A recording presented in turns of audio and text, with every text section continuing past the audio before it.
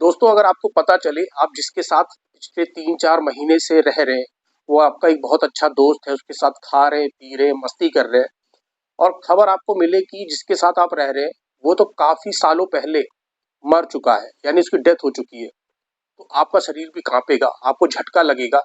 तो दोस्तों ये कहानी भी इसी के इर्द-गिर्द घूमती है। ये कहानी गुड़गाँव के एक कॉल सेंटर की है, जिस कॉल सेंटर का नाम मैं नहीं लूँगा, किसी को डिफेम करना हमारा मकसद नहीं है। पर एक सच्ची घटना है, सच्ची घटना पर आधारित ये स्टोरी है और ये स्टोरी हमें भेजी है गुड़गाँव के उसी कॉल सेंटर में काम करने वाले एक एम्प्लॉयी ने, जिनका नाम है अमित चौधरी। तो आइए करते हैं कहानी की शुरुआत। तो आदाब, नमस्कार, सत श्री अकाल। मेरा नाम संजीव है। सच्ची कहानी के इस एपिसोड में आपका बहुत-बहुत स्वागत है। उम्मीद है आप सभी खुश होंगे और अपना ख्याल रख रहे होंगे। दोस्तों, ये कहानी है रोज की। रोज जो कि उसका असली नाम नहीं है, पर इसी नाम से उनको जाना जाता है। वो एक कॉल सेंटर में, गुड़गांव में बहुत ही नामी कॉल सेंटर है। उस कॉल सेंटर में टीम एग्जीक्यूटिव थी, यानी कॉल उठाने का काम करती थी और बहुत ही होनहार एम्प्लॉय थी। यानी अपना टारगेट जो उनको मिलता था वो पूरा कर लेती थी सही वक्त पर। और टीम लीडर जो थे उसकी मिसाल दिया करते थे कि तुम रोज की तरह काम करना सीखो, रोज इतना बेहतर काम करती है, तुमसे कम समय तक काम करती है लेकिन अपना टारगेट पूरा कर लेती है।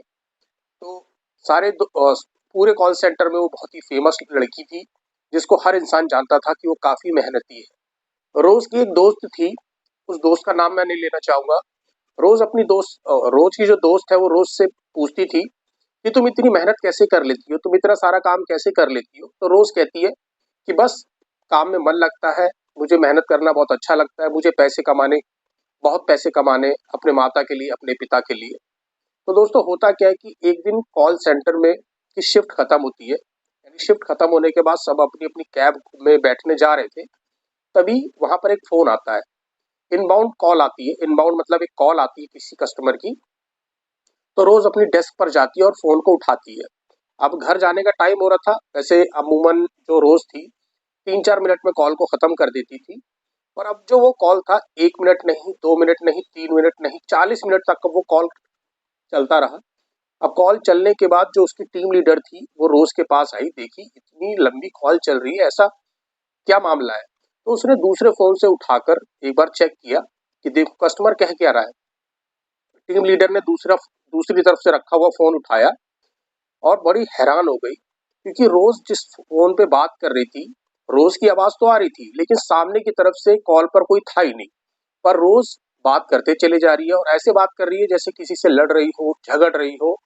तो रोज जैसी फोन कटता है, रोज की टीम लीडर पूछती है, रोज तुम किससे बात कर रही थी, मैंने चेक किया दूसरी तरफ तो कोई था ही नहीं।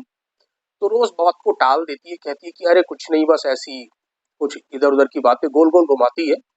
तो टीम लीडर को भी लगता है कि चलो हो सकता है परेशान है, आज नहीं कल बात करूंगी इससे। अब दोनों कैब में बैठते हैं और अपने अपने घर चले जाते हैं। अब अगले दिन सभी एम्प्लॉय फिर से कॉल सेंटर में अपने काम पर आते हैं, लेकिन रोज नहीं आती है। अब रोज का ऐसा था, वो जब भी अगर छुट्टी करती थी तो अपने टीम लीडर से हमेशा बता दिया करती थी, लेकिन उस दिन उसने बताया नहीं। तो टीम लीडर को लगा चलो हो सकता है कुछ तकलीफ हो गई हो, कल परेशान भी थी।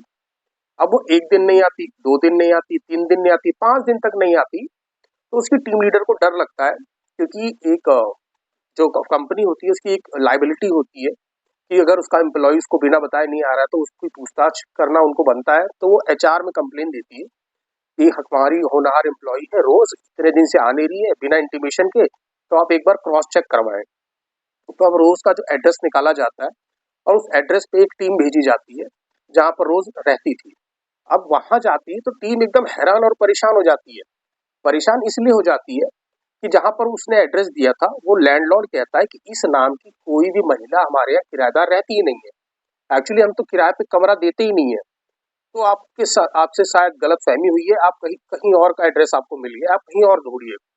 और कैब वाला जो साथ में गया था कहता था, उसने बताया कि मैं रोजाना रोज को बिल्कुल इसी घर के नीचे छोड़ता हूँ और वो इसी घर में एंट्री करके चली जाती है। तो ऐसा कैसे मुमकिन है, रोज यहाँ रहती नहीं। अब सबको डर लगता है तो पुलिस कंप्लेन भी होती है। जो एचआर टीम होती है वो पुलिस में कंप्लेन करती है। अब पुलिस में कंप्लेन जब हो जाती है तो पुलिस भी पूछताछ में लग जाती है, उसको ढूंढना शुरू करती है, लेकिन उसके किसी भी रिलेटिव का नंबर नहीं मिलता, कोई रिलेटिव नहीं मिलता, उसके माता पिता नहीं मिलते। अब इसी तरह बात आगे आगे बढ़ के 3 महीना बीत जाता है और 3 महीने बाद जाके कहीं उसके एक रिलेटिव से पुलिस मिलती है पुलिस को कहीं से खबर मिलती है कि उनका एक रिलेटिव यहाँ रहता है, पुलिस उनके पास जाती है। अब पुलिस के पैरों तले ज़मीन खिसक जाती है। वो रिलेटिव पुलिस से कहता है कि जिस रोज़ की आप बात कर रहे हैं साहब, 8 साल पहले उसकी एक एक्सीडेंट में मौत हो चुकी है। पुलिस वाले यकीन नहीं करते, पुलिस वालों की हवा खराब। अब पुलिस वाले जांच पड़ताल करते हैं तो पता चलता है बिल्कुल सच कह रहा है रिलेटिव, रोज़ की 8 साल पहले मृत्यु हो चुकी है। अब ये खबर आग की तरह पूरे कॉल सेंटर में फैल जाती है कि जिसके साथ हम खा रहे थे, पी रहे थे, बात कर रहे थे, जो हमारे यहाँ इतनी अच्छी एम्प्लॉय थी, एम्प्लॉय ऑफ द मंथ का खिताब उसको मिलता था, जो पिछले 4-5 महीने से हमारे साथ काम कर रही है, वो तो 8 साल पहले मर चुकी है। अब आप सोचिए आपके साथ ऐसा वाकया होगा तो कैसा होगा? तो ऑब्वियस सी बात है आपको डर लगेगा।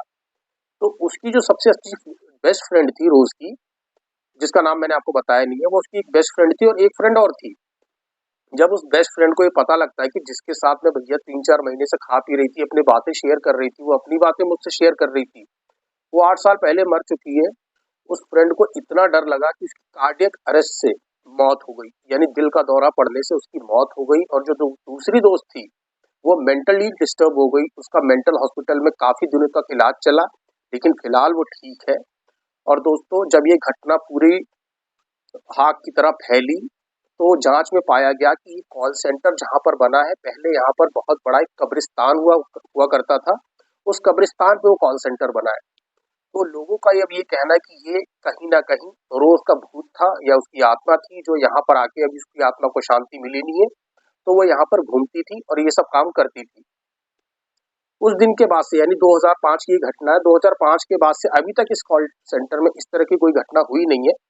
पर लोगों का मानना है आज भी रोज की आत्मा वहां भटकती है। एम्प्लॉय अभी भी वहां काम करने से बहुत कतराते हैं, डरते हैं, रात की शिफ्ट करने से मना करते हैं। ये एक सच्ची घटना है। गुड़गांव में इस कॉल सेंटर का नाम आप गूगल पे सर्च कर लीजिएगा, आपको मिल जाएगा। मैं कॉल सेंटर का नाम नहीं लेना चाहूंगा क्योंकि ये डिफेम हो जाएगा, उस कॉल सेंटर को बदनाम करना हो जाएगा। तो दोस्तों, कहानी आपको कैसी लगी आप मुझे कमेंट बॉक्स में कमेंट करके बताइएगा। और इसी तरह की कहानियां मैं आपके लिए लेकर आता रहता हूँ। चैनल को सब्सक्राइब नहीं किया तो सब्सक्राइब कर लीजिएगा। तब तक के लिए मुझे संजीव को इस सच्ची घटना के एपिसोड से विदा दीजिएगा। नमस्कार।